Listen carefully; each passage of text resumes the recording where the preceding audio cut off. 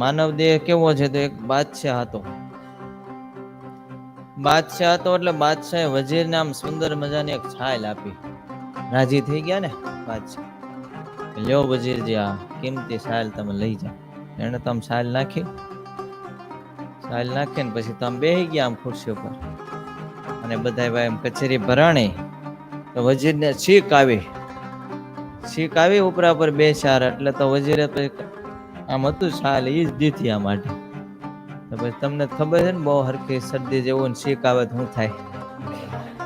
તો પછી તેને નાક સાફ કર્યું ભર કચેરીમાં.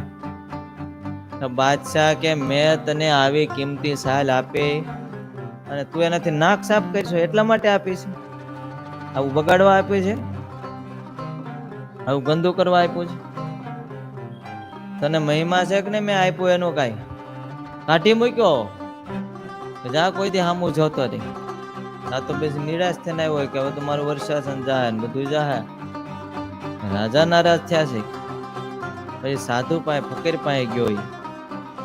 કીધું આવું દુઃખ આવ્યું છે, આનું શું કરવું? તો કે તને કઈ સમજાણું આમાં?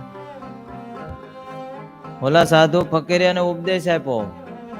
આ કે સમજાણું જ ને, આ બધું રાજા નારાજ થયા એટલે મારું હવે બધું લઈ લે. એક તો કાઢી તો મૂક્યો છે, હવે મને કઈ પગાર કઈ આપશે? બહુ થાય ને તો આ કાઢી મૂકશે રાજ્યમાંથી.